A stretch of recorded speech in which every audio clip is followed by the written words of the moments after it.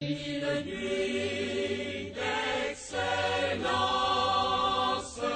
on bâtit mon pays. Bonjour à toutes et à tous. Je suis très heureux de vous accueillir au nom du Parti de gauche et au nom de l'AFPA dans cette salle François Delapierre. Alors François Delapierre, il y a son visage qui est là, qui nous regarde. Vous savez, c'était le second de Jean-Luc Mélenchon et il nous a quittés trop tôt. Alors je vous accueille avec grand plaisir. Vous connaissez le Parti de gauche, vous connaissez peut-être moins l'AFPA. L'AFPA, c'est l'Alliance des forces progressistes en Afrique. C'est une espèce de coordination que nous avons mis en place entre partis progressistes. Il ne s'agit pas, pour le Parti de gauche, de se recréer des partis frères, comme ça a pu exister à une époque. Il s'agit d'échanger entre nous sur des politiques, à la fois qui concernent ici la France et qui concernent l'Afrique, d'échanger nos bonnes pratiques, des expériences, de nous soutenir les uns les autres et puis d'organiser différentes conférences. Alors, en ce qui concerne les conférences, ici c'est une première. C'est la première fois que l'AFPA externalise finalement ses travaux. Et je pense que c'était important que cette étape soit franchie. Nous étions restés peut-être un peu trop discrets jusqu'à présent. Et donc avec l'autorisation du Parti de gauche, d'Éric Coquerel en particulier, j'ai pu organiser, et je le ferai à l'avenir pour d'autres pays ou d'autres thèmes, cette conférence. Alors, je salue ici la présence des membres de l'association des Amis du Président Gbagbo, et je vous salue tous. Alors, j'excuse aussi le député de la France Insoumise, Éric Coquerel, qui a été retenu et appelé au dernier moment pour participer à un meeting au Havre. Il sera remplacé donc par un autre député, Bastien Lachaud, de la France Insoumise, mais qui nous rejoindra un peu plus tard, je pense vers midi et demi. Alors, pourquoi la Côte d'Ivoire? Pourquoi commencer cette série de conférences par la Côte d'Ivoire? J'ai envie de dire que le contexte lié à la libération d'un certain nombre de prisonniers politiques, mais surtout du président Gbagbo et de Charles Blé Goudé, nous incite à réfléchir ensemble aux modifications que cela va impliquer sur le paysage politique ivoirien. Ensuite, il y a la perspective, je ne vous apprendrai rien, d'une présidentielle en Côte d'Ivoire, qui aiguise les rivalités. On entend que Ouattara voudrait certainement faire un troisième mandat. Donc tout ceci entre dans un contexte d'évolution de la situation politique qu'il convient d'examiner. La nécessité de faire le point sur la situation des droits de l'homme en Côte d'Ivoire. Alors je pense que le conférencier qui était prévu pour nous parler des droits de l'homme n'est pas présent physiquement dans la salle, j'en suis même sûr, mais je crois comprendre qu'il pourra intervenir par les moyens modernes de communication, WhatsApp, et que si la technique ne nous trahit pas, il parlera à ce micro de façon virtuelle.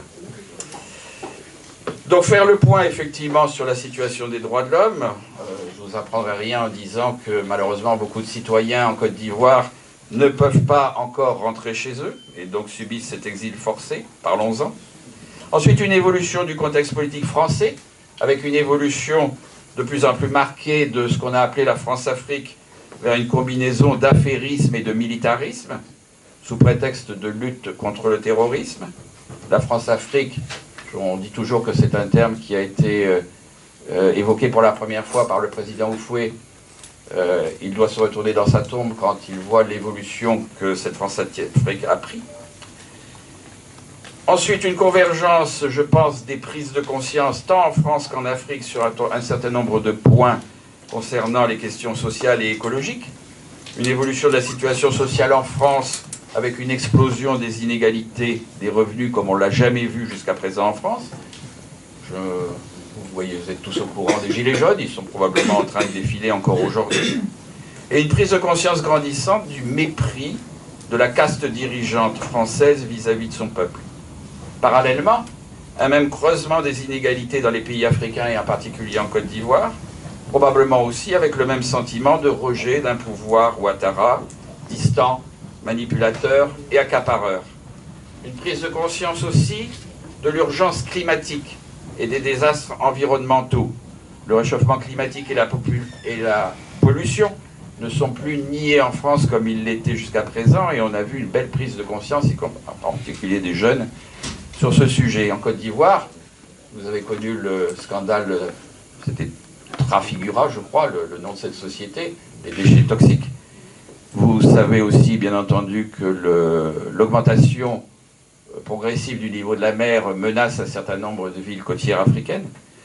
Donc cette conscience de l'urgence écologique, elle est en train aussi de se mondialiser.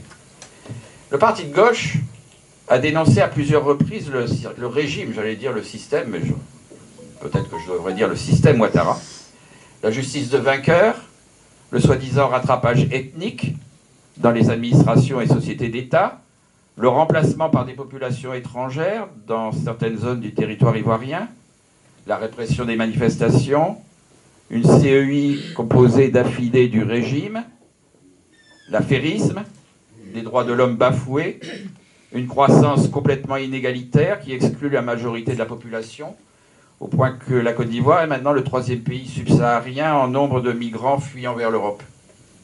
Tout ceci, nous l'avons dénoncé dans des déclarations.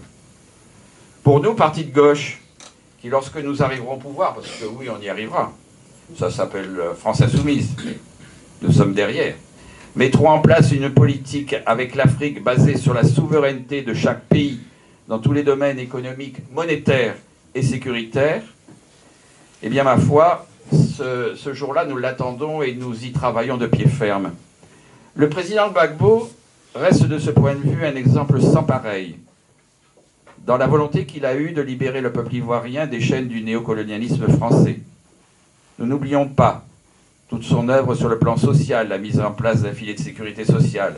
Nous admirons sa volonté, la volonté qu'il a eue de gouverner sans demander l'avis d'un gouverneur français, puisqu'il présent sous les traits d'un ambassadeur. Nous soulignons sa volonté d'engager une réflexion sur la monnaie coloniale qu'est le franc CFA afin d'en sortir et de libérer l'économie du pays. Réalisme, force, souveraineté, voilà ce que je retiens majoritairement de l'action du président Gbagbo. Pour ces raisons, et pour redonner des perspectives à notre lutte commune pour une, je dirais, émancipation et une souveraineté retrouvée de l'Afrique, il nous a semblé nécessaire d'organiser cette réunion. Alors il y aura donc 3 interventions. Tout d'abord, monsieur l'ambassadeur Kipré nous fera un exposé donc, sur la notion de souveraineté en Afrique. Eric a présenté son livre, je pense que le livre donc, sera disponible à la sortie de cette réunion. Ensuite, le professeur donc, Boga, si la technique ne nous trahit pas, interviendra sur la question des droits de l'homme. Et enfin, Eric Caé nous parlera de réconciliation en Côte d'Ivoire. Et puis, j'espère que le député de la France Insoumise, Bastien Lachaud, arrivera à temps. Voilà ce que je voulais vous dire. Bienvenue et que nos travaux soient riches et nous apportent de nouvelles perspectives. Je serai quant à moi le gardien du temps pour les interventions de chacun et ensuite l'attribution de la parole à vous tous. Merci.